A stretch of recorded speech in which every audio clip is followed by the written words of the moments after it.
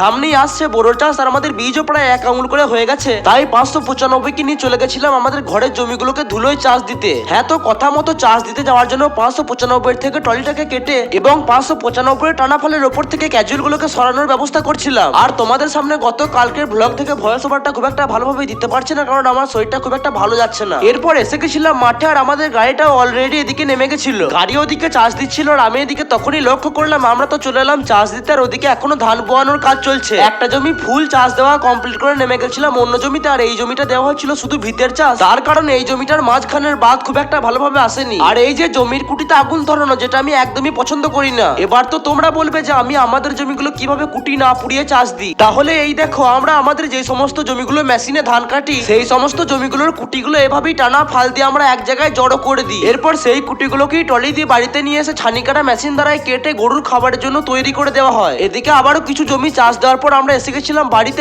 এসে খাওয়া দাওয়া এবং স্নান কমপ্লিট করে গাড়ি নিয়ে আবারও এসে গেছিলাম মাঠে। আর আমাদের 595 গাড়িটা যেহেতু টার্বো গাড়ি, তাই এই সাইলেন্সারটা খুলে দিয়েছিলাম। আর তোমরা এই গাড়িটার আওয়াজটা নিজেরাই চেক করো।